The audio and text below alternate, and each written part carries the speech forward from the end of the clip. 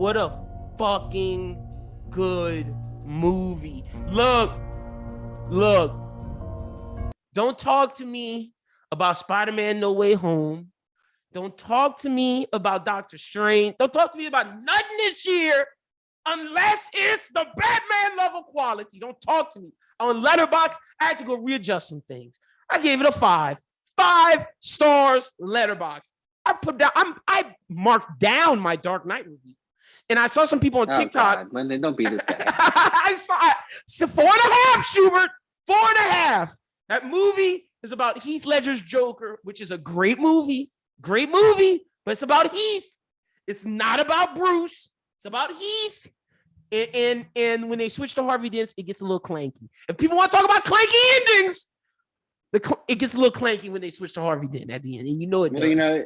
Yeah. I guess if we have to talk any negatives, which there's not a lot, but we could have got more Paul Dano.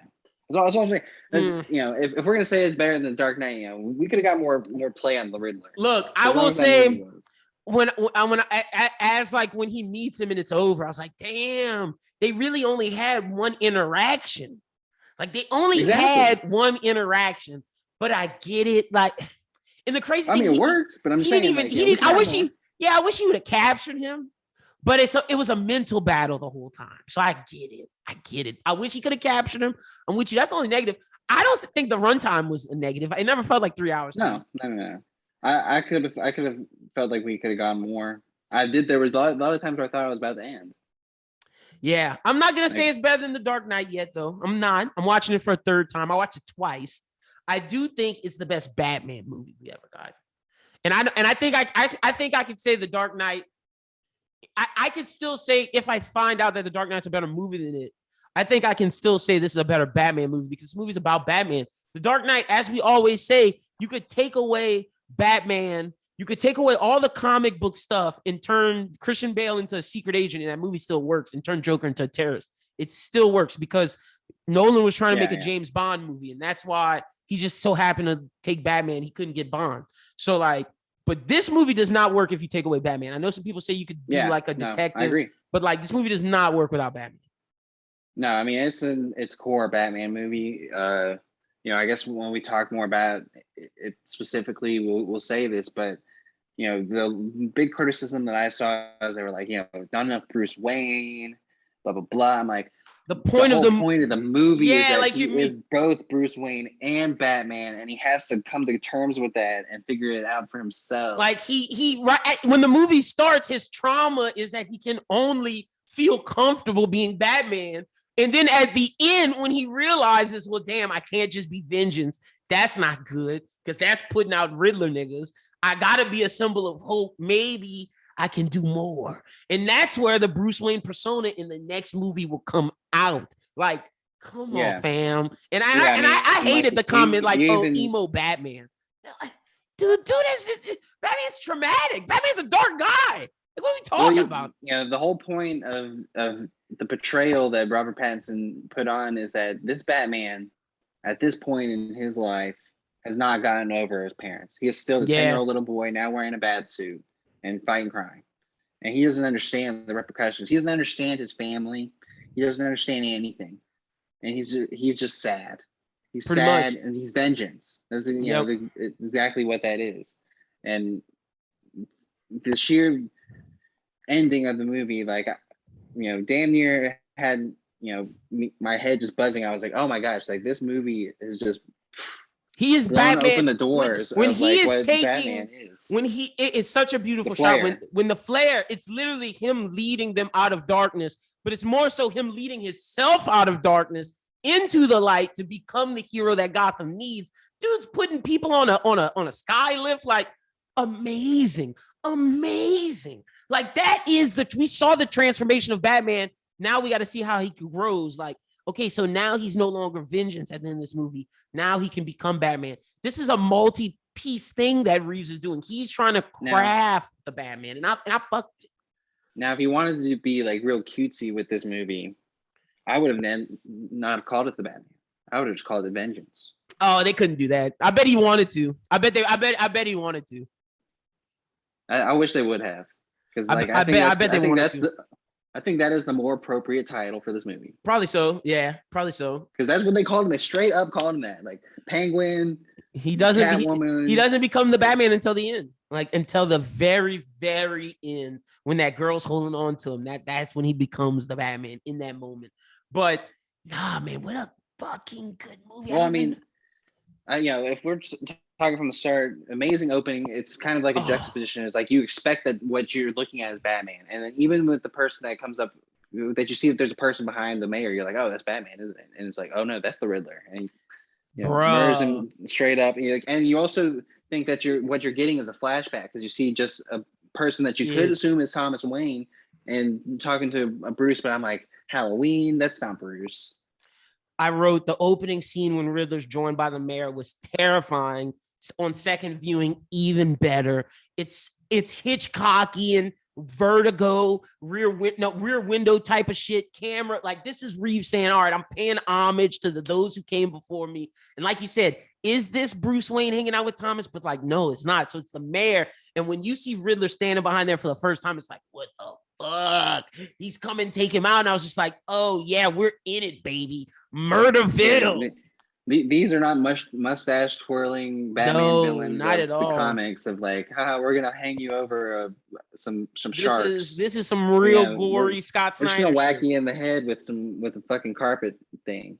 But see, even better than that is when Bruce starts narrating the fucking shots of all the Gotham criminals, and they don't know which way he's gonna come out of. I was just like, oh my gosh. And it really showed how when that light on, niggas are like on edge. They're like, oh, who should we fear? You got the drop guy getting hit by a car because he thought Batman was gonna come out. The spray paint dudes ran, and then when he fights the masked people, is just like, oh my goodness. I mean, I heard some people's thoughts on that part. They were like, oh, we didn't know where he was gonna pop up. I'm like, when I saw Tim Drake from Titans, that's definitely already popping up.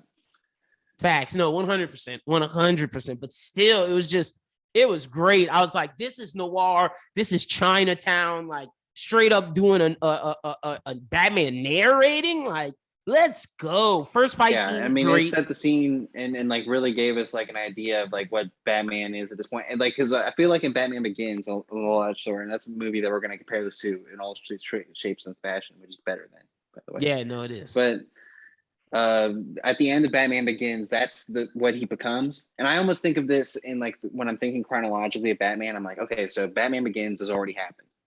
This is him. This is like movie 2. Yeah. So but obviously there's a lot of differences between the two. So I'm not saying like it's complete, but that's the timeline we're in. We've already had the origin, and that's why I was glad they never even touched it. They mentioned stuff, but we never saw Bruce's parents die, and we never had to go through how he became Batman. I thought that was good, and that's what makes this more so. When I think back on the grander scheme of things, that this is more for people who are Batman fans, to understand like where they are in the timeline, what's going on here, who the person is that is there today. No, it is perfect in that, and it just even encapsulates the detective noir thing more after the first fight when he goes to the cave and takes out the fucking contact lens. See, you got me with the Riddler. When I saw the Riddler horror thing, I was like, all right, I'm in. You even got me more with the narrating. I was like, oh, I'm really in. But the Batman fan in me said, oh, I'm locked in when he took that contact out and was on the camera printing shit. I'm like, is this the animated series right now? Like, what the fuck is going on? We're like 10 minutes in the movie. I'm like, oh, my mind is blown. I'm just sitting here like loving it. Like, and the fact that when he was in there, he pulled out the diary and it was like October year 2. I'm like, oh gosh, this dude's like, he's in it. Like, like this Gotham project's real, man. Like, oh my gosh, dude is like detective. He's in it. He's locked in. Like, I'm ready. But next thing I wrote down, I hate how he's mean to Alfred. Yeah, I don't like that either. But I mean, like, I think that that's going to be an evolution. That gets rectified. That gets rectified at the end of the movie. Like, I think him and Alfred will be cool next movie. Probably so, but I think it goes more to show that Bruce is still the orphan. He's still fractured. Yeah, at this point that he doesn't fully accept the role that Alfred has played in his life and like who Alfred is to him. Which I feel like in the Dark Knight series, like they've kind of had an establishment of that point of like who Alfred was to Bruce at that point, and they had a better connection. But like I think, and you know, I will pull some things from Gotham, the series. That was kind of what I kind of got, because like with a lot of the characterization is I do feel like it's the kid. So it's like, you know, when he has these temper tantrums, or like, you know, later on when he's like has the scene with Alfred where he's like, "You're not a Wayne." Yeah, I was Looks like, at the cufflinks, like, I'm not wearing cufflinks because I don't know where they are. Alfred's like, well, here you go, Bruce. Here's your cufflinks. Dude was on one, man, and I was just like, oh, you gotta be me down. The worst. Alfred trying to save your fucking. I thing, know you know what the worst part was. When he said, "I'm not your dad." No, when Alfred wakes up in the hospital, smiles, is like, "Oh, Bruce, the person I love the most in this." You lied. You lied. Like the first thing, doesn't even check to see if this dude's okay. Took a bomb for you. And the first thing you say when this dude wakes up is like, "You lied." And your ass is crying on the way to the fucking scene in the back car, trying to talk to him. But the first thing you gonna say is, "You lied." Ugh, I get time and place, but like, read the room, Bruce. Read the room. But Andy Serkis acted that scene. Because I was thinking, because you're right, when he told him that, I was like, man, you could have sent Alfred into like a panic attack. He could have died right there. Yeah. But, you know, like I'm saying, Andy Serkis, from going to the smile to just the panic of his face, I thought he did a great job. Yeah, great job. They limited the amount of time that he had. Say, yeah, he did really great. He was great. They just underutilized him, but I get it. You're gonna. Alfred's more of a tie to the Bruce Wayne character than the Batman character. Which, I mean, this is a Batman movie. It's not a Bruce Wayne movie. So I understand why Alfred's not in it as much. But Jim Gordon on the flip is in it more than Jim Gordon has ever been. And even more so that Jim Gordon's working the case with it. Yeah, he's more in it than I thought he was going to be in it. I think like if we were talking about it early on, we're like, oh, well, how much Jeffrey Wright are we going to get? And he was a sidekick. I mean, this was Batman year one, the movie. This was 7. Yeah, I mean, this was 7. He was Morgan Freeman. Yeah, for sure. I was gonna say Batman's Morgan Freeman, but yeah, no, you're right. Yeah, no, he is. They're partners, man. They're tit for tat, and like it reminds me of the animated year one where Jim Gordon's still on the scene and him and Batman are doing stuff. Seeing him walk through the crime scene was something that was just straight up comics, was straight animated. Christopher Nolan could never do it because they could never explain it. But like this movie just does it, and you just believe it. Like. That's why not having an origin really works, because you don't have to explain like, oh, hey, how's this Batman cool with the cops? No, like he just is. Like that. You just have to accept it. Well, and he wasn't. That was the thing. He wasn't cool with cops. Like that was Jim Gordon sticking his neck out for him. Yeah, he's and cool with they Jim disrespected Gordon. Jim as that much. Yeah. And so we didn't really have to get that explanation. But I mean, even that first scene where he's there at the crime scene, he's like whispering these details to Jim Gordon. He's like, this. Like he only talked to Jim, and then Jim does the thing at the police station. And you know, at that point, they were trying to unmask him. They were trying to be like, you know, Jim saved his ass. Yeah. So, no facts, and that was a good scene. They didn't trust him. No. Very, very good point. That was a good scene with Jim in the police department. But we'll get there. I think after I wrote how mean is Alfred, because I did not write it down the opening scene. I'm glad you brought that up. That was a good one. It was the trailer one, so I didn't write it down. That was a good scene. Yeah. And I guess the one thing we didn't mention is how crazy was it with that fight with the people when he walks out from the darkness. Yeah. When you hear the boots clanging, I'm like, oh God. Yeah, no, that was great stuff. The next thing I wrote, the meeting of Penguin is great. Like when we first meet him, it shows how much balls Penguin has. Like, he sold drugs in front of the Batman to Catwoman. He's just doing his thing. He doesn't give a fuck. Like, Penguin's out here just like, yeah, here, take these drugs, Selena. So it's not me. It's not fucking me. Like, get out of here. Like, crazy. And I also love how Batman just, and this goes to show like how he's not fully formed Batman. And this is why when you see him fight in that club for the final time, when he utilizes the darkness, I was like, okay, now he's Batman, because you got to think there's 3 times he goes there. The first time he just walks in, he just starts fighting people. The second time is as Bruce Wayne as a hurt child going to talk to Carmine. But the third time is when he's really Batman. And that's honestly the third time. That final is the triggering of for the rest of the movie. he's Batman from that point onward. We just don't know it until the end. Entering the club 3 times is what did end up being very important, and it was really funny. The second time it happens because it was so like flipped. It was like he gets Batman. It's like, you know who I am, and they're like, yeah. And he goes with Bruce Wayne. It's like, you know who I am. And they're like, oh yeah. And the differences that can come in between and how he has to fight through that Batman thing, which I don't know how he takes some of those gunshots as he does sometimes. People talk about him not having gadgets, but like his durability was more than like Nolan's Batman. Like Nolan's Batman could like take small bullet shots and like knives, but like he couldn't take big blasts. Like he was tanking like machine guns, shotgun, machine guns, big rifles. Like he was just tanking everything, man. Yeah, he took a 50 cal bullet to the chest at point blank. I'm pretty sure. It was wild, but that was a great one. Batman stalking Catwoman. I was like, ooh, very Batman the animated series. Like after he leaves the club, he's like, it's not worth talking to you anymore, Penguin. I'm gonna stalk her. Stalks her to the house, and then seeing Catwoman break into the mayor's safe. Perfect Catwoman. The fight between her and Batman, super realistic. Shows like he wasn't trying. He could have beat her ass because she's still early Catwoman too. Got to give it to Zoe Kravitz, and I'm giving it to the whole cast. But Zoe Kravitz, best Catwoman we've ever had. I don't want to hear anything about Michelle Pfeiffer. I don't need to. No, I would 100% agree with that. I think she brought the Selena Kyle from the comics. She brought everything that was good about Hathaway's, everything that was good about Pfeiffer's, everything that was the minimal things that was good about Barry's. And even like I show Gotham Love Again from Gotham as like the thinking about who she was as a child and like giving us a good idea. Of course, you know, the twist here is that she's met Falcone's kid. Yeah, she's Falcone's kid, which is not always the case. I prefer Falcone. I'm not a Falcone fan, but you know, whatever. It works for this because, you know, yeah, Falcon. It does. Yeah, fair enough. But then no, she was awesome. Catwoman, she was great. Like loved her stuff. Next thing I wrote their chemistry was great. Yeah, it was. It from even the though jump. Bruce can't spit game.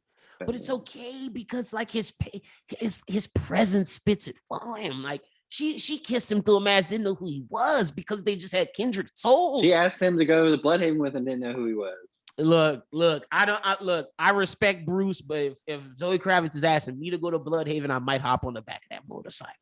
Like she could drive it. Yeah. We're going to Blood, but that's why she loves him. If he'd have went, she wouldn't have loved him. Probably. She wouldn't have wanted him. Now she wants him even more. But next thing I wrote is, damn, the Riddler's terrifying. Dude is on his saw shit. Pete Savage went out crazy, bitten to death by rats. Wild. Like I did not expect criminal mind shit, bro. I did not expect Pete Savage to die that fast. Neither did I. I was like, oh my god, really? Right now? He was out of there. He was out of there super quick, bro. Got his ass out of there. Needed him out so that Batman could get more play in the police. Yeah, facts. No, that's a big and so Jim Gordon could be nominated by the Black Mayor, who eventually I have a conspiracy theory that the Black Mayor only lived to hire Jim Gordon as commissioner. Because that's my only are we sure in this movie. When she gets shot and she getting dragged through that die. Bro, not okay. I thought she got a headpiece. I thought they got it right in the head. Look, the bullet, okay. If the bullet hit her right here, I could believe the bullet doesn't kill her. That's not what irked me. It's getting bogged down in nasty Gotham floodwater with an open wound that is right here to your organs. That would have poisoned you and killed you. Like that nasty Gotham water would have killed her ass. Yeah. Yeah, but you know, we're getting ahead of ourselves again, but it was super powerful that moment where like she kind of grabs his hand because it's like, you know, the top tier of Gotham now trusts you. Yeah, no facts. That I mean, look, like I said, that is now like he is Batman, legitimately. And all right, so now we're getting the Catwoman and him teaming up now. Yeah, going into the Iceberg Lounge, badass, straight detective Batman. That's where Catwoman is going as with the eye thing for him, listening. Yeah. He talks to Gil Colson. He's blown away. Like Gil Colson just out here just taking drops, like just getting fucked up. That was the interesting part about this mystery is that so Batman's been almost full 2 years now, and he's like now finding out that Mayor was corrupt.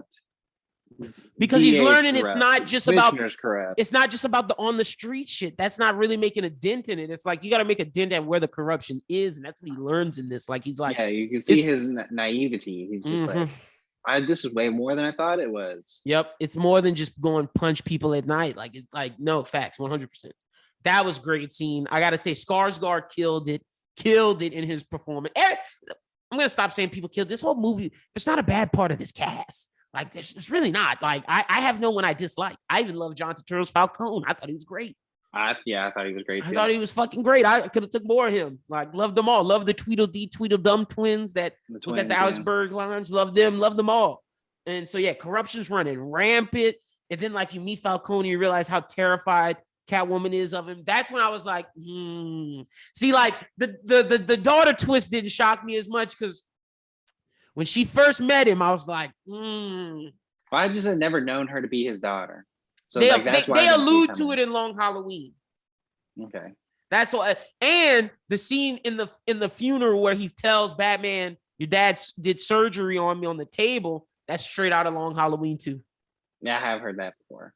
Yep. A lot of these things in this movie are straight out of Long Halloween, but that's one that I for sure picked up. Yeah. Long Halloween. And they gave it to us in the fan viewing. Like they gave it a copy of Long Halloween before the movie. So but and then the next thing I wrote down, when you first meet Carmine, okay, I said the Carmine thing. The corruption is rampant. Whole bar filled with DA and police. Gil Colson got though. His ass got like, bruh. First off, when I open my car, I look in my passenger seat. First off, I don't know how he didn't see that thing not there, but he was fucked up off the drops. And I'm gonna keep it a bean. I ain't letting Riddler kick my ass. Dude's legit going, like, dude's a Twitch streamer. I ain't letting Riddler kick my ass, dog. My man got on thing said, ooh, my 500 followers. Oh my gosh. Yeah, we'll get to that. But I mean, like, I thought, I think people dislike that, but I thought that was genius. Oh, it was. It is. It's brilliant because that's who Riddler would fucking be in our world. That is 100% who he would be. And when he got out of prison, he would make a thumbnail, the Batman. I'm telling you this shit. That is who Riddler is. And it's perfect. It's perfect. So much so that it made people start questioning, like, so if Batman's present day, then that would mean Bruce Wayne's like 28, 30. So in 2002 would have been when his parents were killed.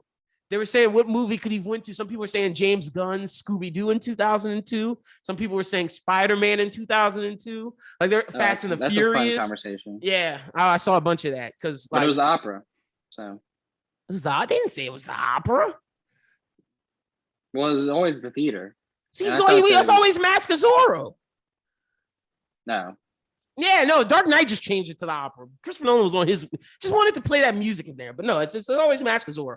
Next thing I wrote down after Gil Colson gets got, the line that the city's a powder keg and Riddler's the match was such a great line. They had a lot of good lines in this movie. That's one that I wrote down. The other one is what's black and blue and dead all over you. Multitude of great lines in the movie, but the powder keg and Riddler match one, that's a really, really fucking good one. When him and Jim Gordon are just talking up there.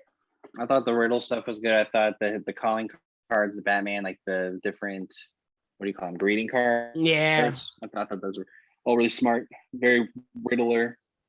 When he had to put his hand in the cage. It was very Riddler without being phony Jim Carrey Riddler. That's why I said, like, it doesn't matter how Riddler looks as long as Matt Reeves understands the essence of the characters. And he proved with every character from Penguin to Catwoman to Batman to Riddler to Alfred to Jim Gordon, he understood the essence of all of these characters. And that's why this movie works so well, because he put it like this. Zack Snyder got how to make them look aesthetically, but he didn't understand how they like worked at his core. Like he wanted to kill Dick Grayson. Matt Reeves would never kill Dick Grayson. Like Matt Reeves, if he's bringing in a Robin, he's not killing Dick Grayson. He'll kill Jason Todd, but he's not doing that. Matt Reeves, I 100% believe, is not only a Batman fan, but like loves it and wanted to make it forever. And it shows. I wrote down the Alfred cufflinks thing. I said, damn, Alfred giving Bruce cufflinks shows how much he cares. Bruce can't even fake care. It was rubbing me the wrong way. It just was. In the theater, I was just like, damn, bro. You really doing Alfred dirty. Like, you're the only person that took care of your spoiled ass. Yeah. Well, I mean, it's good that Catwoman calls Batman out on like his rich boy privilege. Yeah, she because does. he has that sense even in what he's doing as Batman, because he's only seeing it from that perspective. And I think that's something that like the Riddler kind of really instills in him. The that Riddler and conversation her, that, like he needed to have both of that happen for him to be the Batman we know. Because now through Catwoman, he's not going to judge everybody from the just what he sees, and because of Riddler, he's going to look more deep at like what's the core of this issue. How can I help Gotham the right way? Yep, facts. All right, next thing I wrote is the dialogue between Bruce and Falcone before the funeral. Like I said, straight out of Long Halloween, beautiful. I wonder if the funeral scene, that random guy that's talking to Bruce before the mayor is Joe Chill, or at least represents the idea that anybody could have killed Bruce's parents. It just felt weird, him talking to that guy, and how that guy looked at him. I was like, is this Joe Chill? Is this me looking too deep into things? I just wrote it down because just had I to notice that. Like he just looked at him strange, like, oh, that's Bruce Wayne. But it could have been, oh, that's Bruce Wayne. Wow. So it could have been a multitude of things. I just wrote it down just to see how the people felt. Next thing I wrote is the way Reeves is setting up the corruption is great. The police chief was so scared at what could have been said. Oh, trying to blame Batman. This is after the funeral scene. Yeah. He was just fucking terrified. I thought that was really great stuff too. Well, crazy that the Riddler just like let it ring that long, and Bruce. Yeah, he's just pressing call. Dude was wilding. And then Gil Coulson, man, he couldn't give up the rat, bro. Dude died. Dude went down with the fight. Yeah, it's more understandable now that I know who the rat is, because at that point I was still thinking that it was like it's Penguin. It's probably Penguin. I don't know who I thought the rat was at that point. I don't think I ever thought Penguin. Now. Yeah, I don't know who I thought it was the first time. I was along for the mystery. Like, there were lots of. I did not know it was going to be Falcone. Yeah, the Falcone thing got me. I will say that the first time I watched it, I did not expect Falcone to be the rat. Now, did it make total sense? Of course it did. But for sure. At the time, I was rolling with it. Like when they got the Penguin, I was like, all right, yeah, I think that could be it. But I also had my doubts. Yeah, same. Okay, so then after that, but that funeral scene, great. Him explosion shit. People are saying the mayor's kid could be Robin. I don't think so. I think Matt Reeves is definitely gonna send him to a circus if he's gonna do it. I just the way Matt Reeves does everything. I don't think that they're gonna do anything like that, but that I could see something like that playing out. I feel like the kid was just a representation of Bruce with the orphan thing, just pounding that in. Yeah, and I think he was also supposed to be meant for something at the end, when he's the first person to go to him, because he understands him in a sense, which of course he doesn't really, but I feel like that he needed that to be like the spark of like this new Gotham acceptance. But yeah, I really like that scene, but he should have died. Oh, who Batman? Batman, when he fell into the thing?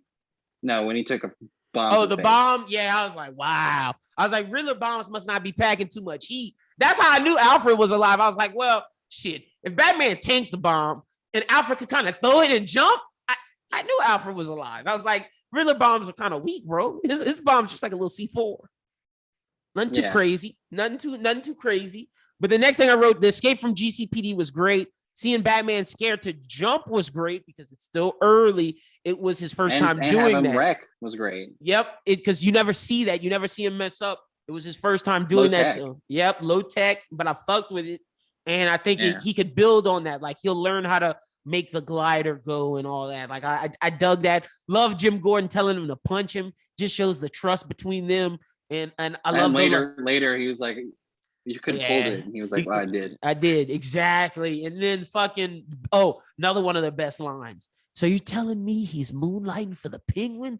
No, I'm telling you he's moonlighting as a cop. I was like, horse! Let's keep it going. Yeah, that was great. And we didn't even talk about it. I love the Pattinson voice. Like, to me, I like it too. Out of all the live actions, I think he has the best voice out of all the live actions. Yeah, I mean, I think it's like not too strange. Like, I think Bale's issue is that he kind of made Get to the trigger. Like, go to the trigger. I think Keaton did a good job with his voice because he just acted himself. Yeah, he was natural. He was acting, and I feel like that's a good way to do it. And I think Kilmer in the same sense. Bale kind of the same way that Hardy made Bane's voice into like a caricature. Batman had a voice issue in the Dark Knight trilogy. That was a problem. Yep, it was. And now even hearing this again, I'm like, oh yeah, that was a problem. That was not good. Yeah, no facts. I love the Batman voice, and like Affleck's voice wasn't bad, but he had the voice modulator, so it was like, okay, I get it. Zack Snyder's trying to be cutesy, but like I thought this was like Pattinson's voice. I thought it was perfect for this movie and for Batman. It's not Kevin Conroy, but it was its own thing. All right, so after the Escape from GCPD, I said the Penguin car chase, insane.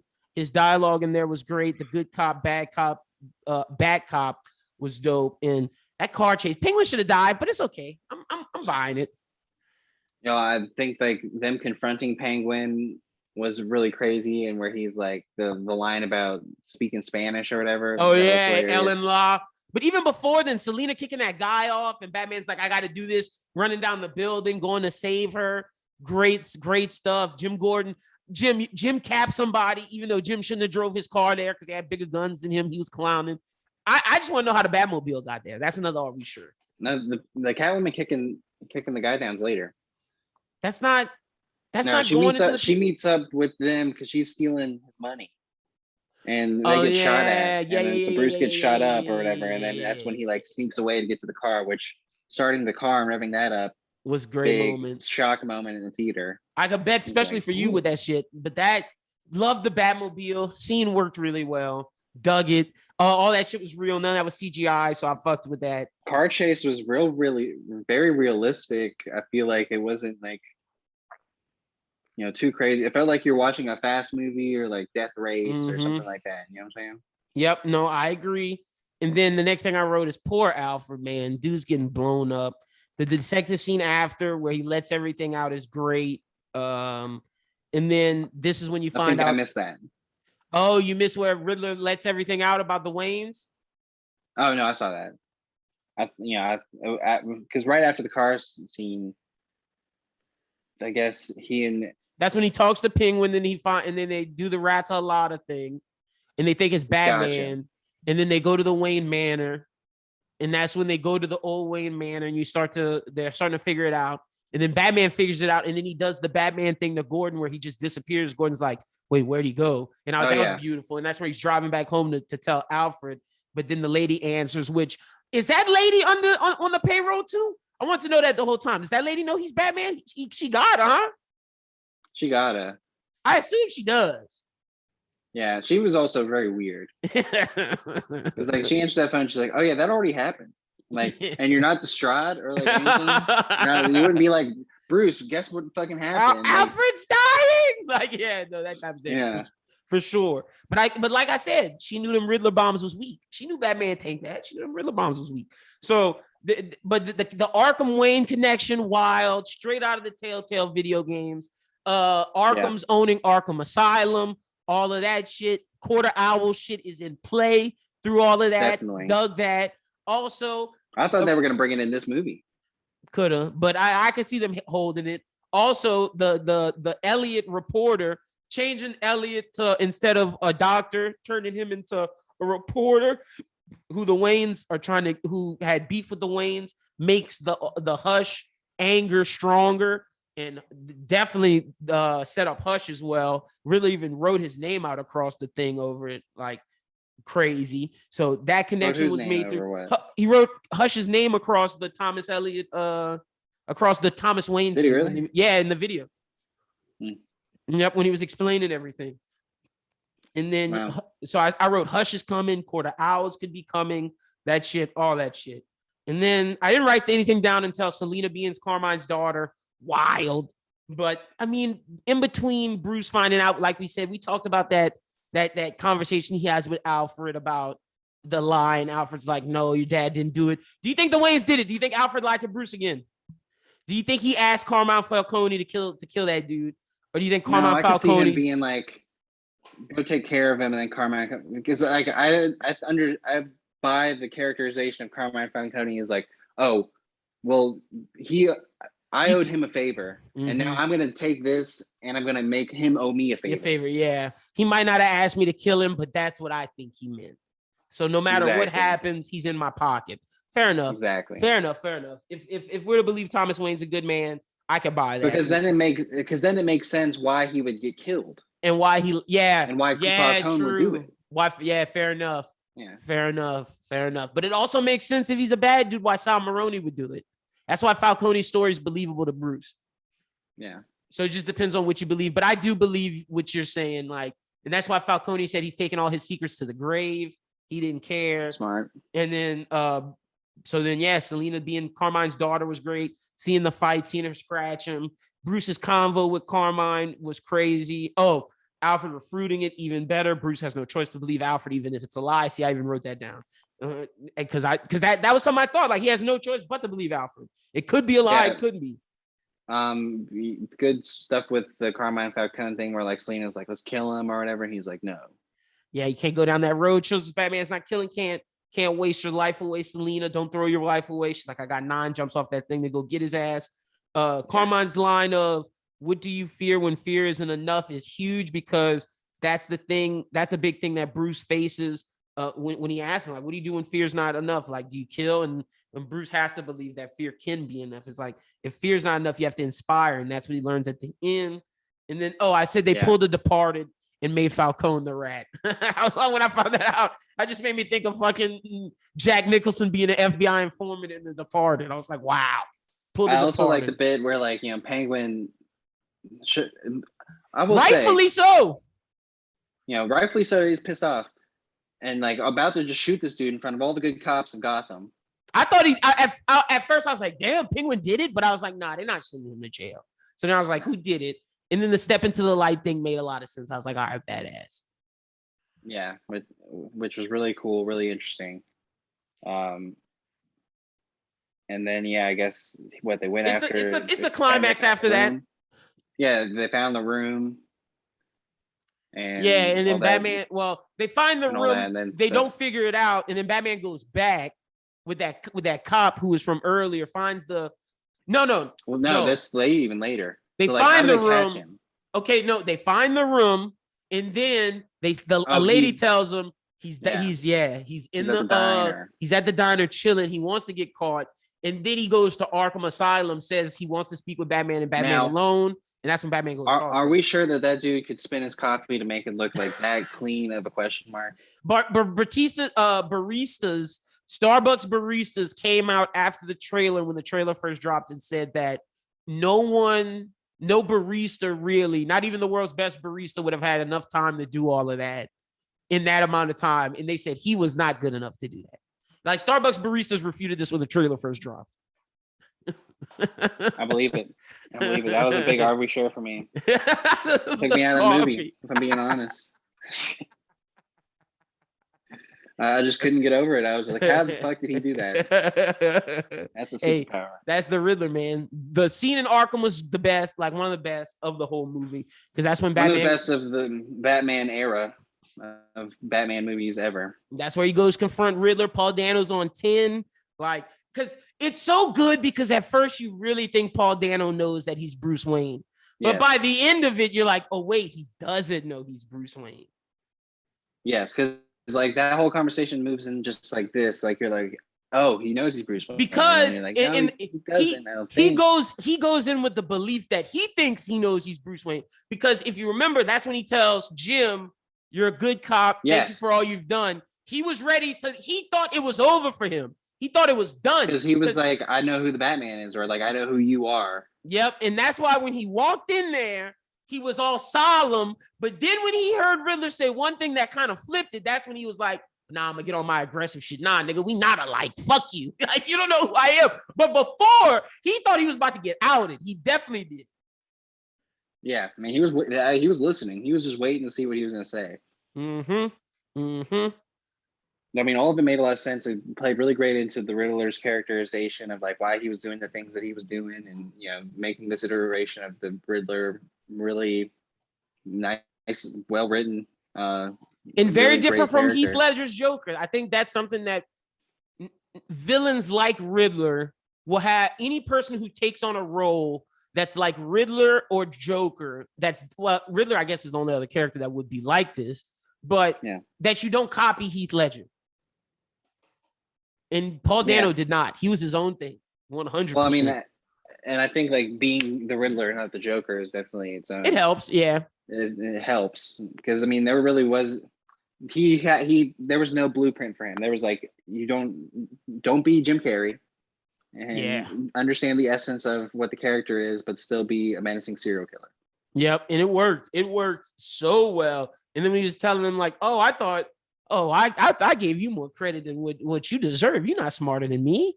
He's like, "I thought you'd have figured it out by now." And then Batman's like, but I mean, it's also a realization that Bruce is like, oh, so like the way that I'm going about my career as Batman is wrong. Makes people think like makes people like the Riddler think that I'm like them, and that I'm striving to get the same goal that they're trying to get to, which is not what I'm trying to do. And that's why he has to get over that vengeance shit. And it's like, it's time to put that shit behind it. Yeah. So, I mean, it's just the huge flip of the movie where he kind of learns that the way that he's trying to Batman is not working. Yep. And then after that, it's into the big third act, which some people say they didn't like. I didn't mind it. I thought it was like, I didn't think it was a bad third act. Some people were just saying where like the main plot of the movie was to catch the Riddler. You could have just ended it there. I get that, but then you don't get the Batman redemption. You don't get the full fleshed out of Batman going from vengeance to Batman. And Riddler, you have to think that Riddler's won. Like, and Riddler did win. Like, he didn't kill everybody, but he did win. This is supposed to be seen as a moral victory for Batman because, yes, he saved everybody, but Riddler created no man's land in the sense of flooding Gotham and making it cut off from all services. Bro, that's straight out the comics. Like, that's Arkham City and straight out the comics. The fact that Matt Reeves, we all thought he was doing Quarter Owls, Hush.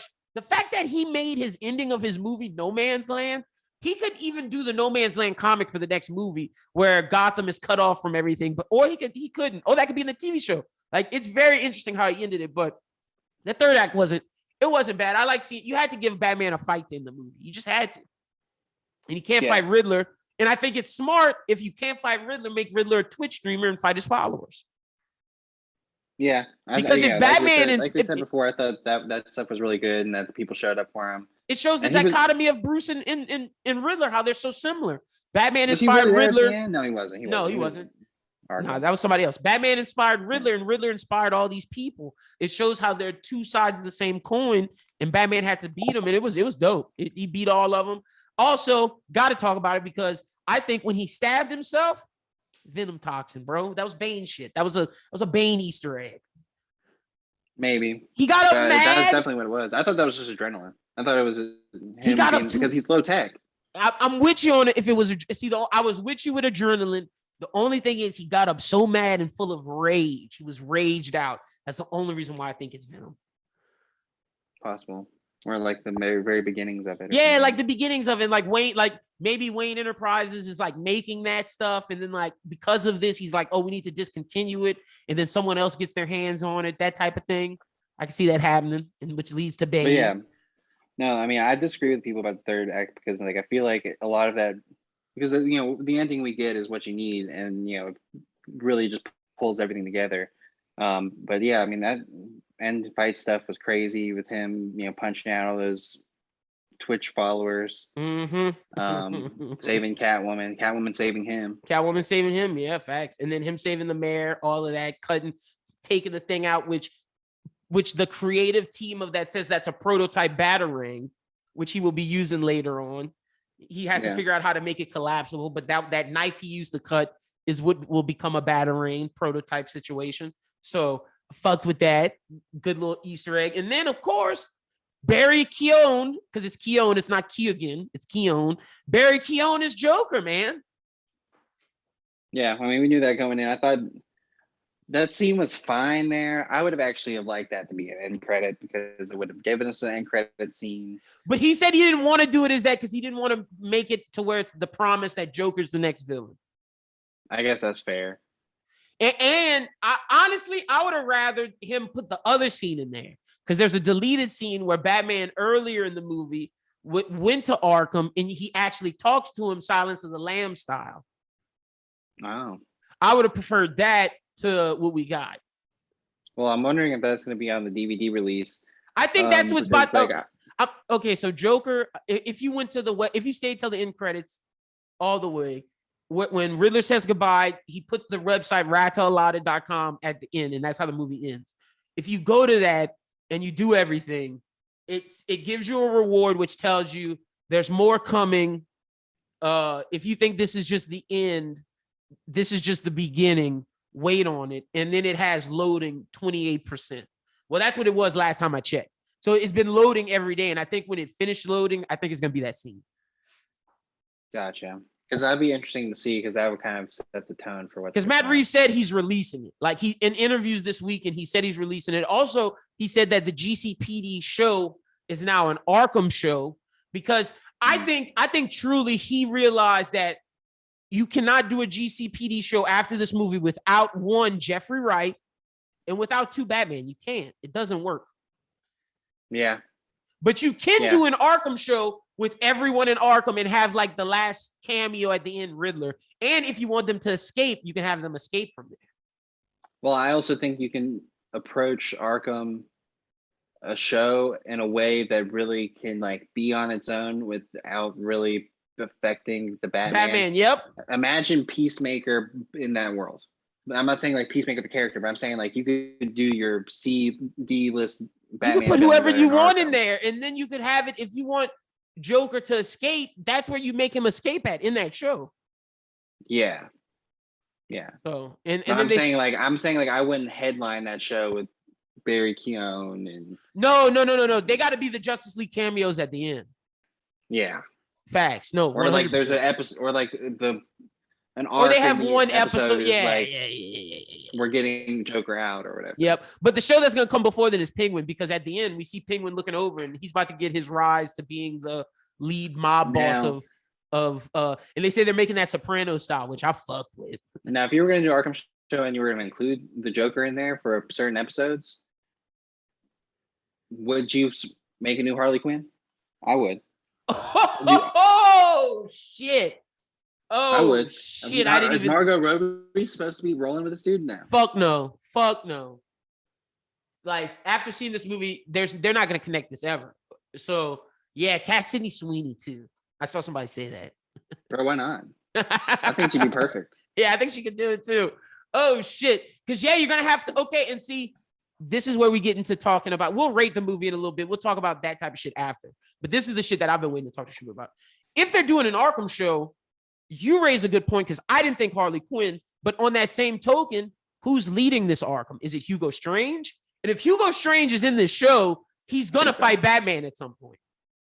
Well, that's what I'm thinking. Like, if you're gonna do an Arkham lead up, I think that's gonna play a role in something related to Batman later. Third movie, maybe not second. It depends on how many movies you want to do. Like, I wish like they would commit to being like, okay, we're gonna. I wish they could commit to 4. Like, really, 4 would be the perfect number. The second movie, you do Freeze or whoever you want to do, Freeze, Hush, whatever. Third movie, Court of Owls or Joker, and then fourth movie, the Arkham Asylum, like Hugo Strange movie. Yeah. Or you want to do Hugo Strange 3, a Joker, and the Joker, something like that. Something like that, yeah, fair enough. Where, if Hugo Strange is 3, and then they break out after that, whatever. Or Joker could be a part of the Hugo Strange thing. Where Joker is either gotten a partnership with Hugo Strange, or let's say Hugo Strange doesn't own it, and Joker has taken over the asylum. Isn't that Arkham Asylum? That is, yeah. Hugo Strange is in control at first, but then Joker takes control after. Yeah, I think that would be a good way to bring Joker in and attach it to the asylum, and also not have to worry about Joker doing other things that Joker's done before. This be an entirely new thing that he's done. Yeah, true. And you can make it horrified, like Joker's Funhouse. Mm-hmm. I could be with that. Oh, but I'm saying for the next movie, this movie to me was the perfect Batman mental match movie. I need a physical match for the next one. He got to fight somebody. He has to have someone that's a physical and mental match for the next one. You mentioned early on, where would you start to tie in a Dick Grayson? I think you could do it next movie. I think you introduce him in the beginning of the movie, and by the end of it, you introduce him at the beginning of the movie, and at the end of the movie, he starts his training to become Robin, or you give him a Robin suit at the end of the movie. Yes. That's he doesn't fight in the big fight. No, he doesn't fight in it. He doesn't do shit. He just starts his training, gets his suit, and it's like he's like, in like for the third movie, that's when he really starts to fight, and you can do a time skip if you want. Yeah. So I mean, that one will be so long down the line where Robert will obviously will be a little older. So. Yep. So I could rock with bringing Dick Grayson into the next movie.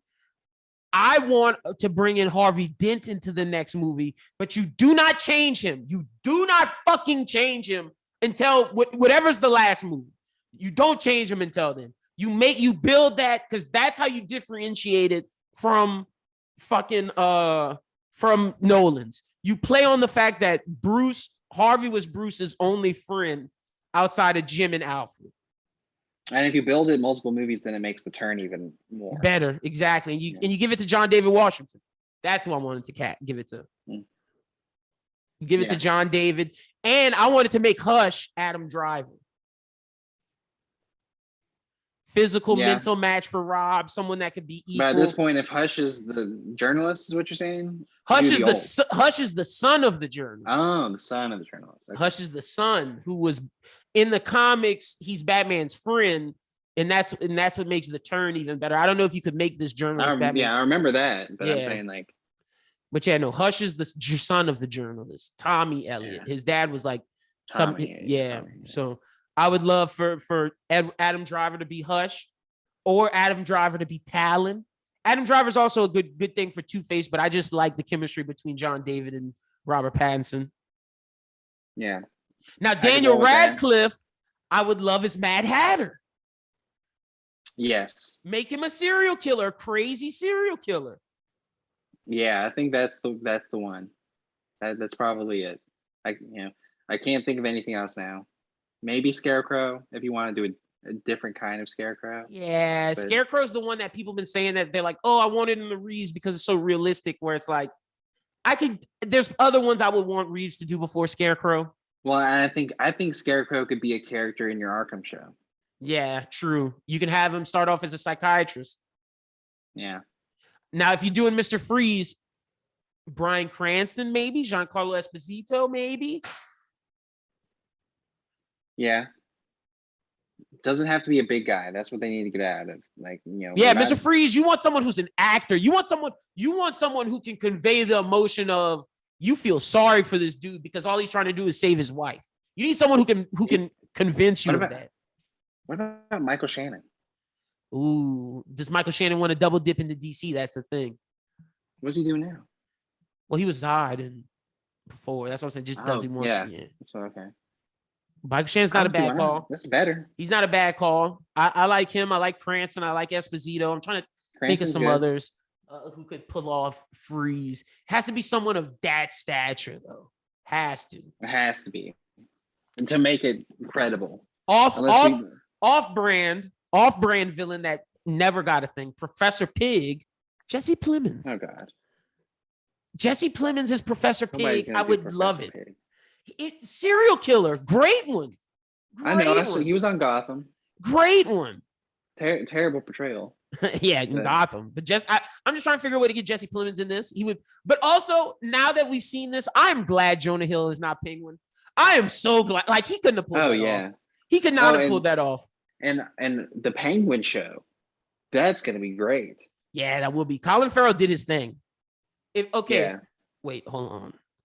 Okay, so yeah, I had to take a poop break real quick. But now that I'm back, before we do final scores and I ask you about who was your favorite and that type of stuff, I just had an idea of a way to do Hush, but make it to where you can show multiple villains. You take the Arkham, because Hush is a mastermind, you take the Arkham Origins thing, instead of having it be Black Mask who hired all the people, have it be Hush. Hush hires different assassins from the Batverse, and you can have Zaz. A Deathstroke. You can have Zaz. You could have all the different Professor Pig. You could do Killer Moth. You could do like Killer Croc, Mad Hatter, Calendar, whichever ones you want to do. Clayface. You could do whoever. I think Matt Reeves taking Clayface would be interesting because you can ground that. Like, I just want to see the different ones. I just need Batman to have a physical fight though next. I swear that's just all I need because he was a mental with this one. What if you did a true Bane with Ivy? I was thinking that. A true Bane, like from the comics. That would be good. That would be really good. That would be like legitimate someone who matches Batman both mentally and physically. But at that point, I would just ask, why can't we do Deathstroke? Because that's the same thing. Like if you want to do realistic Bane, that's the same thing. And someone would say, why not just do Hush then? Because you set it up, because Hush is just as trained as both of them. Same thing with Talon. Because the Court of Owls, even though the Court of Owls is the villains, they have a fighter. They have a champion, which is Talon. Yeah. So yeah, I can see either way. But that's the future stuff. I do think we'll see Joker at some point. And, you know, I'm interested in where they go from here. But what would you rate it out of 10? What you giving it?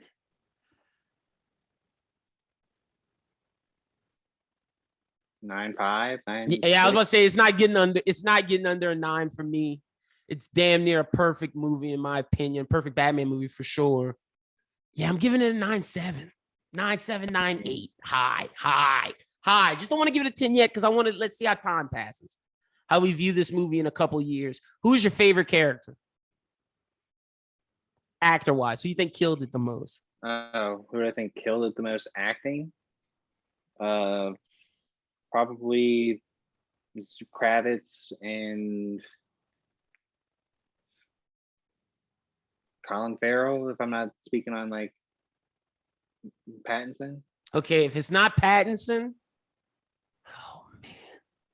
Jeffrey Wright's not getting any love, but he was incredible. Like, I don't see anybody mentioning Jeffrey Wright, but he was fucking incredible. Definitely Colin Farrell. Definitely. And I think I want to say Jeffrey Wright, but like, honestly, John Turturro's like a dark horse for me. Like, he killed it. Yeah, I think he overcame his stigma of who he is in other movies. The Transformers guy, he showed he was the dude that was in the Coen Brothers movies. He showed why Matt Reeves casted him. Like, that's the thing that I hope Matt Reeves continues, which I think he will. Like, if you're a big Hollywood actor, I take that back. If you're an actor who can act really well, who's like in indies but want to come into the majors, or is someone who is a major Hollywood actor but doesn't like to normally do blockbusters, this is the franchise for you. Yeah, or like if you want to get into the superhero money but don't want to do Marvel or a typical DC film, yeah, this is the one for you. Like, for sure. Like, I'm trying to think, like, you could get some great actors in this, man. Like, some of the best. Like, Timothy could be in this. And I know people thinking Robin, but like, he could. Like, he could be Robin, but he'd be old. He exactly. So I don't know, but I'm in it. I'm in it all the way. Best comic book movie of the past 5 years. Is it? I think it is, for sure. I'm giving it to it. Individually, yeah. For sure, individually. There's not a solo, like, that's the thing. There's no solo movie that can compete with this movie. Like, the only thing that people can tell me is Infinity War and Endgame, and I'm like, that's spectacle. As a movie, this is a better movie. Yeah. Like, the spectacle of Infinity War, I guess you can say is better than the Batman. But to me, as a comic book fan, the spectacle of actually getting a Batman detective is huge. And you can point that out to the box office. He killed in the box office this weekend. Had huge numbers. It's gonna crack a billy. Yeah, I mean, I went at 1:00 on a Saturday, and I mean, it was not full by any means, but I mean, it's more than I've seen out of. It was packed on the fan viewing. It was the packed during the fan viewing I went to on Tuesday, and it was packed Thursday at 10:00 when I went at night, the last showing, and it was sold out all day Thursday in Lafayette. Makes sense.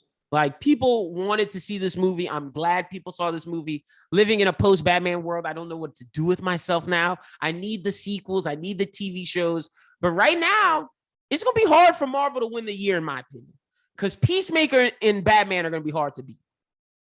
Yeah, really, it's all leaning on Doctor Strange's shoulders. But, I mean, even that has to lean on spectacle. Like, there's no singular story that Marvel is going to tell that's going to be better than Peacemaker and Batman. Maybe Moon Knight for Peacemaker. That's a good point. I did forget about Moon Knight. And still, like, I just feel like that's just not going to be as dark as they want to be. Yeah, true. Especially after seeing Batman and Peacemaker. Yeah. Like, Moon Knight's supposed to be a dark character, and I don't think they're going that dark. Like, is Disney Plus getting to their over 18 content before or after that comes out? Probably after. So. I mean, they could shock us and we could see, but like, yeah, man, like you can't compare this movie to the Marvel movies. This movie's cinema. Like this was Seven. This was everything we loved about film, everything we wanted from a Batman movie. Well, Matt Reeves gave it to us. And I guess, Marvel fans will be yelling at you, but like it's an outlier in a sense. And I'm like, well, I'll agree with you. I mean, it's better than the current DC movies we've been getting too. But I mean, it's just because of the brilliance that Matt Reeves put together. I mean, and his love for it. Like we can't underestimate. Like the fact is, he is a Batman fan, and you could see it through and through and through. The only thing that I would say, the next Batman fan, I hope, who takes it, who's a creator, I hope their vision somehow allows us to get the detective, but not. And when I say this isn't a shot at this, but I saw someone pitch that, yes, there's dark detective Batman, but what about the light stories where you get the whole family involved? That's the only next step for Batman that I can see, is like truly establishing all the Robins, getting us to Nightwing, getting us to Red Hood. Like that's the only feat that I can see is left in telling Batman stories. For the Batman stories. And it's not going to be told in this. No, fuck no. Right, yeah, no, fuck no. It's not going to be told in this. I think like what DC Universe and HBO is trying to set up, you could possibly get to that. It just depends, but they just have to muddle up. Flash has to be good, bro. Flash has to be good. Like that's the only way. And honestly, fix everything. I am okay now knowing that the Bat universe will stand on its own, because Matt Reeves says he has no plans for Superman right now, but he would definitely introduce. I would love to see the Superman in Robert Pattinson's Batman. Love to see it. Would love to see. Like what I'm saying is, if they do anything, it's gonna be Matt Reeves's style. It would not be anything to connect with DCU, and I'm okay with that. Like if the DCU sucks from now on, I got the Pattinson verse, baby. I got the Pattinson verse, and we got the James. We know it doesn't really suck because we got James Gunn. That's why I say we got the James Gunn shit too, and Black Adam's good too. Yeah. So that's the thing. That's the next thing I'm excited for is Black Adam. Yeah, I'm excited for Black Adam. I'm still excited for Flash. Still excited for Flash. Now. Yeah, no, it's super, super important. But living in a post-Batman world, it's a good world. It is a good world. Now, I guess the one conversation we haven't had before we get out of here is, where does it stand on the Batman lists and all that? But I mean, you did say that it was the best Batman story. I could probably agree with that. It's probably, I mean, besides Mask of the Phantasm, like if we're talking like live action, it's the best Batman story. Yeah. So I mean, is he the best Batman? Yeah, he is. Yeah, we're not even doing that. Yeah, I guess he probably is, honestly. Bale's the best Bruce Wayne, though. I'll give Bale that. Sure. Some people might even say Michael Keaton's a better Bruce Wayne than him. I think Bruce Wayne is better than Bale in the give me one that's not Clooney. Because I mean, that's the only thing I really like about the Val Kilmer movie is that his Bruce Wayne. Yeah, I do like Kilmer and Keaton's Bruce Wayne. I do. That's what I'm interested to see Pattinson do next. I'm interested to see what his Bruce Wayne is. In this iteration, I guess. Yeah. Because now he is, and he has the understanding of the Bruce Wayne of some of the other ones, where like now he's like, I have to be billionaire philanthropist. Yeah, I got to be a billionaire philanthropist because Gotham needs that.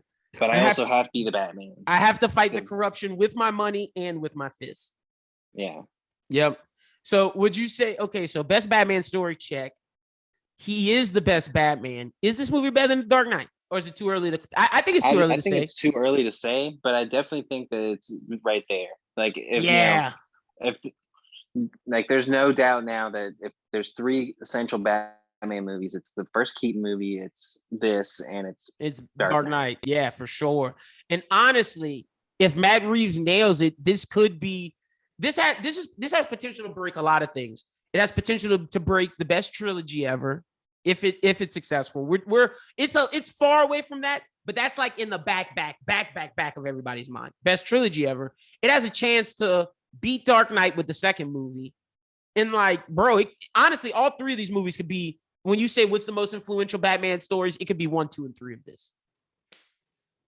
Probably. Yeah. If the stories are great. Yeah, I think like the most important story of Batman to tell is what the story that we got in the animated series in live action. Like, we don't need to get to Tim Drake. We don't need to get to Tim Drake, but we need to get almost as far as that. Yeah, and then end it. Yeah, fair. I'm with you on like that. We need in the fourth movie, we need Batman and Robin fighting together. Yeah, we definitely do. We definitely do in this 100%. I agree with that. We didn't talk about this, but this is also the best Gotham. Like this Gotham felt alive. Like this Gotham it didn't feel like it didn't feel like a carbon copy of something else. Like it was obviously New York. It showed Times Square. It showed Madison. But it had London stuff in it. It had Glasgow stuff in it. It had all kinds of. It was its own city. It looked like the video game Gotham from Arkham City more than anything.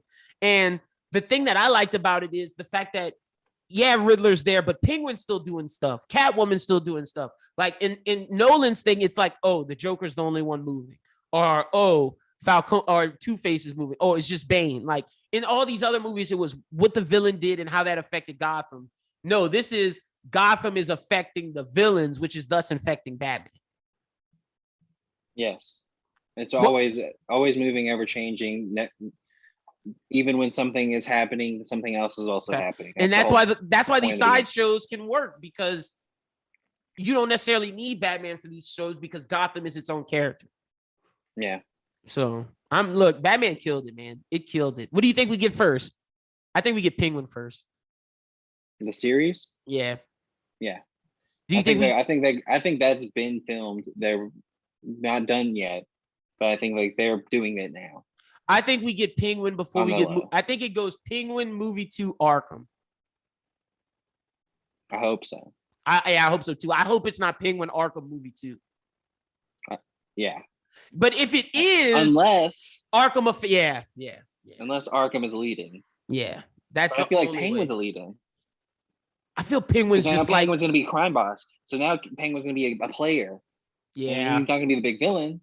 But he's gonna affect the world. Yeah, fair enough. He's gonna affect things. Like that's gonna be a part of it. That's why I think Penguin is definitely first.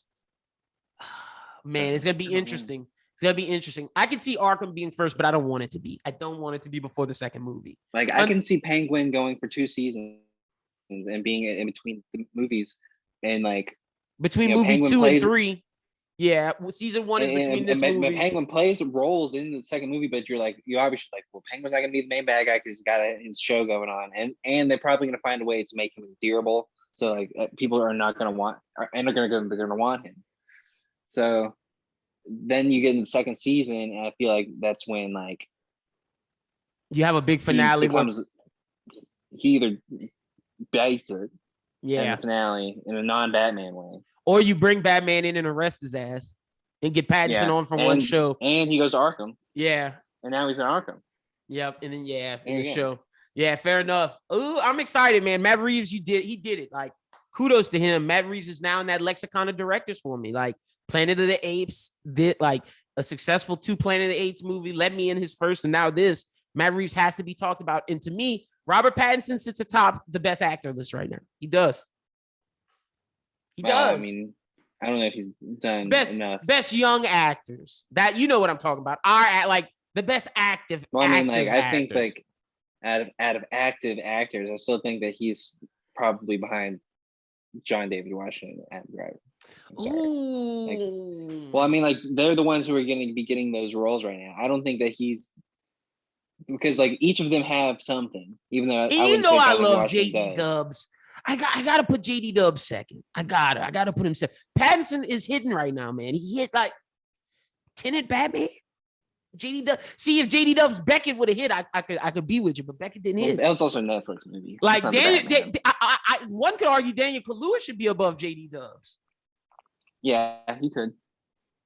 And Adam Driver better come out with a movie soon because he's losing his spot too. Yeah, what is he doing? Who knows? Someone call his agent. That's what I'm saying. Got the same agent as Ryan Gosling. We need to get him in the Batman. Well, that's pretty much everything. What if they do all have the same agent? Oh my goodness! That'd be crazy.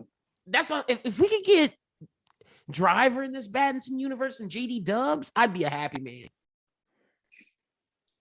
Yeah, I guess like the one final thing is like of the big actors, like who could, I mean, You could get it pretty much anybody that's not in Marvel, right? Yeah, and like you could get people that like you wouldn't normally expect. Like you could get big people because Reeves has shown that with this. Well, because the people in here are big. Mm-hmm. Rabbits. Exactly. So like it. Pattinson. I would hold on. I'm about to look up which actor. Like obviously Denzel would never do some shit like this, but like JD Dubs, fucking my man, Driver. Does Brad Pitt do one of these movies? Well, I wasn't saying him, but I was like, does Gosling do one? Gosling would be great. But I mean, like, I feel like he would have to be like a hero that came to town. Like, I don't think he could be a villain. Like, that's the thing with the Batman versus like we're having to cast either a young person to be Robin or villains. Or villains, yeah. Or if you bring in a like you see, I know Matt Reeves says he wouldn't do a Superman, but a Green Arrow could work in this universe. That would be Gosling. That would be hard. Also, do you think Ra's al Ghul could work in this universe? I don't think he ever does it, but like, could it? Because like there is a Batman novel that says Bruce was training all around the world. That's a prequel to this movie. So he did go train martial arts with everybody. He didn't just learn it out of osmosis. Yeah. I mean, I still think that's part of his backstory. We just don't know it. Yeah. Well, it's in that book, which is out, but people ain't reading that book. Yeah, I don't know, man. Interesting. That's all. That's everything I got on the Batman, but it definitely lived up. I'm not ready to say it's better than The Dark Knight. I'm not ready to say it's the best comic book movie of all time, but it 100% is in that conversation. When we redo our top 5, it's in there. It has to be. Yeah. Like it's up there with Scott Pilgrim, Dark Knight, fucking Spider-Verse, Road to Perdition. I mean, I think I had like one of the Spider-Man Marvels in the top 5. It's out. Like in my top 5, I had Logan and Road to Perdition. One of them is out. Yeah. Because Into the Spider-Verse isn't moving. To me, that's the quintessential Spider-Man movie. Yeah. This is the quintessential Batman movie. And that's what I'm saying. And this is Dark Knight is just a masterpiece. Yeah, exactly. Those 3 aren't moving, and Scott Pilgrim is the indie that I love. So like, it's crazy. Yeah. But that wraps up everything here on Bros Who Think. Bros Who Binge show. Let us know what's going on with the Bros Who Think. The Bros Who Think podcast will be back this week with interview with Chase and Cash. Big interview. Just couldn't drop it last week. Gonna drop it this week. Anime Talk will be back this week. One Piece manga reviews will be back this week. A lot of stuff dropping. So y'all be on the lookout for that. Also, the Run It Back will be out this week too. We didn't drop it last week. It'll be out this week. And yeah, y'all make sure y'all check all of that shit out. And yeah, that's about it. All right. Yeah. Miss being on Run It Back. Can't wait to. We'll wait for me. I was thinking, it's time to do Dark Knight on Run It Back now with the Batman because Ian watched Batman. He loved it. So we'll wait for when you're back on to do the Dark Knight. That's a good call. We probably should do that. But yeah, so that wraps up everything with this episode of the Bros Who Binge podcast. So glad that we are in a post-Batman world. And we are excited to get to talking about the Lakers next week. Yeah, facts. And Diabolical. So I hope everyone enjoyed Batman. Obviously, you watched it if you got to the end of this podcast. And I hope you all have a great week and catch those shows because we can't wait to talk about them next week. So have a great week. And as always, keep binging.